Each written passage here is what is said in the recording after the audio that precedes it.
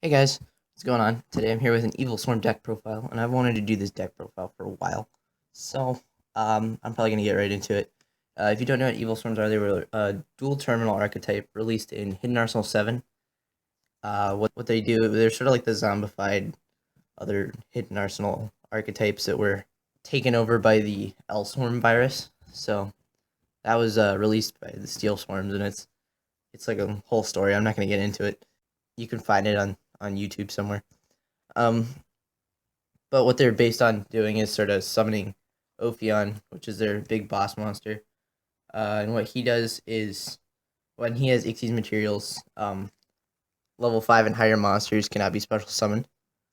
And once returned, you can detach an Ixi's material from it and add an Infestation spell or trap card from your deck to your hand. And what you want to do is add Pandemic, usually because this prevents your Evilswarms from being destroyed by, or from being affected by other spell and trap card effects for the rest of the turn. So you can have him on the field. He's a 20-50 or 25-50 beater. Yeah, they have 50s, which is super annoying. 25-50 beater that can't be affected by spell and trap cards, so that's pretty nice. But without further ado, get into the deck profile. So starting off, got triple Castor. What this guy does is when you normal summon him, you can normal summon another Elswarm monster for that turn. So one card Ixi's monster, pretty much. I mean, you need two cards in your hand, but one card and you got Ophion first turn. Next up, we have Kerykeion, or Kerykeion. I really don't know. Kerykeion. I think it's Kerykeion. What he does is he is a one card Ixi's monster, and he doesn't have a 50 in his attack. He's one of the only Evilswarms outside of Exciton Knight that doesn't have 50 in its attack. And what Kerykeion does is when he's normal summoned, you can banish an Elswarm from your graveyard, add another Elswarm from your graveyard to your hand, and then normal summon another time. So one card Ixi's monster. And then his other effect, which you don't use in this deck, is if it was sent to the graveyard, the turn it was sent to the graveyard, you can normal summon another Elswarm monster for one less tribute than required. So like Evilswarm Golem, Evilswarm Capelia, those are like the only tribute monsters. But we don't use those because they kind of suck, and they aren't good for getting Ophion. So then triple Mandragora. A lot of people play 2. I like 3. It's like a Cyber Dragon. If your opponent controls more monsters than you do, you can special summon it from your hand. It's like a Naturia Cosmo Bead or something. That's what it is. I don't honestly know what it's supposed to be. And for the last effect, Evilswarm, triple Thunderbird. What this guy does is he's basically like a wind-up rabbit, sort of. He's a Mist Valley Apex Avian, if you want to know what the artwork is. Mist Valley Apex Avian. But what he does is when a card or effect is activated, except during the damage step, you can banish him. And during the next standby phase, so either player's standby phase, return this banished card to the field, and it gains 300 attack. So 1950 attack is pretty good.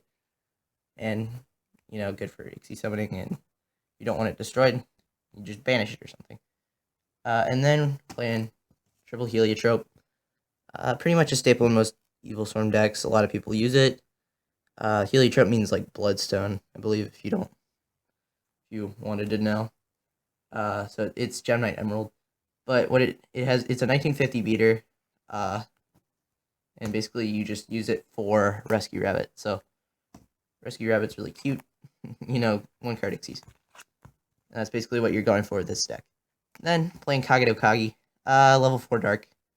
When you normal summon a level 4 monster, you can special summon it from your hand. There's a lot of level 4 monsters, a lot of normal summoning. Really good for going into Ixi's monsters. Can't go into Ophion, you need 2 Evilswarms for Ophion, so. But, there are a lot more Ixi's monsters than just Ophion, so it's really good. And it's also searchable with King of the Fertile Imps, which I'll get to later. Then, playing Dark Arm Dragon. You can control the amount of dark monsters you have in your graveyard pretty easily with Kerykeion and whatnot. Then, last monster, playing 2 hand traps, 2 effect failures. Maxi would be good, but I don't own Maxi, so I'm just playing the 2 effect failures. Yeah, so starting off with the spell cards, we got triple Pandemic. What this does, Infestation Pandemic protects your Evilswarms from spawn trap cards for a turn. So, pretty good. And then 2 Allure of Darkness for draw power. Banish a dark monster from your hand. Then we got triple mass change 2. And what this does is, get into Dank Law, prevent your opponent from like adding good cards from the deck to their hand and stuff, and then also banishing their cards. So Dank Law is really nice. You have a ton of access to it, really easy to get him. So that's nice. The discard cost is a little heavy at times, but usually it's not too bad. Then I'm playing 2 MST because I don't own Twin Twisters, so I would play Twin Twisters, but MST is all I have. It's okay. It works, but it's no Twin Twisters. And then we got 2 Dark Hole and a Raigeki. So, these can be like your only comeback cards. You pretty much want to top deck these if your opponent's already got a field established, because you won't be able to remove their cards from the field very easily. Ophion isn't a good comeback card. It prevents your opponent from doing stuff, but once they've already done the stuff, it doesn't really help. I'm playing Rhoda for searching out Castor, because Castor is pretty much a necessity. Usually. Not always, but... And then Dimensional Fissure, Macrocosmos. I'm main decking these, because they're good. Banishing your opponent's cards, really nice in this deck. So, it's sort of anti-meta, but it was meta for a little bit, because all the decks that were played were summon level 5 and higher monsters. So, yeah, Spellbooks and Dragon Rulers. Now this deck isn't so good. But it's still fun. 1 Infestation Infection. What this card does, basically you can trade out Evilswarms from your hand and stuff. But it's usually a brick, so sometimes you'll add it with Ophion if you already have 1 or 2 Pandemics. But usually when I add Pandemic. I'm playing 2 Fiendish Chains. So, for negating monster effects, preventing your opponents from attacking, whatever. And then last card of the deck, playing Solemn Warning, preventing your opponent from summoning stuff. The life point cost isn't too bad, so it's a pretty decent card. Now, for the extra deck, of course, I'm playing the 3 Ophion. Ophion is the staple of this deck. It's the big boss monster, but it's not too big. But, it prevents level 5 and higher monsters from being special summoned, and you can detach an Xyz material to add Pandemic to your hand. Then we got Ouroboros, Evilswarm Trishula. Basically, it can disrupt your opponent's plays. Its effect is once per turn, you can detach an Xyz material from it. Activate one of these effects. Each effect can only be used once while this card is placed upon the field. Target 1 card your opponent controls, return it to the hand. Send 1 random card from your opponent's hand to the graveyard. And then target 1 card in your opponent's graveyard, banish that target. So, 2750 beat stick, you need 3 level 4 monsters to summon it. Then, playing Bahamut. This thing can take control of your opponent's monsters. It's really cool, and I like the artwork of Evilswarm Bionic. So, then I'm playing 2 Utopias. One of these will be Utopia Lightning, but right now, he's just a placeholder. Utopia's effect is pretty good, like negating the attacks that you can stall for a turn, usually. So that can be pretty useful until you can get out Ophion. Then we got King of the Feral Imps. Search out Kagetokage to make more Xyz plays, and it's got 2300 attacks. So that's not too bad. Heroic Champion Excalibur. If you get two casters, you can go into this guy, and he can be a 4000 beat stick for a turn, which is really cool. 1 Castel, because he's a staple. You can shuffle your opponent's monsters in the deck or whatever, flip them face down. That good stuff. Then 1 number 80 Rhapsody and Berserk.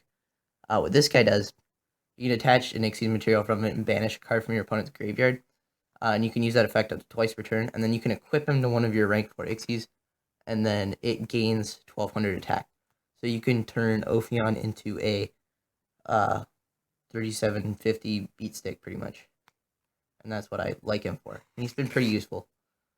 And then I've got triple Dank Law for Mass Change 2. I might make one of these in Anki, but really you usually want to go into Dank Law unless you need to beat over something or attack directly for 1400 damage.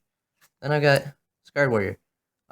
Because I realized like I would summon Effect Failure a lot. Like my opponent would be using like some deck that I didn't need to use Effect Failure for, so I'd set it as like fodder or something. It wouldn't get destroyed. I'd get a level 4, and I was like, well, I can make a level 5 Synchro, and I could do something with it. So that's where this came about. Really, any level 5 generic synchro will do. This happens to be the one that I have. So, that's it for my deck profile. Hope you guys enjoyed. Thanks for watching. See you in the next video.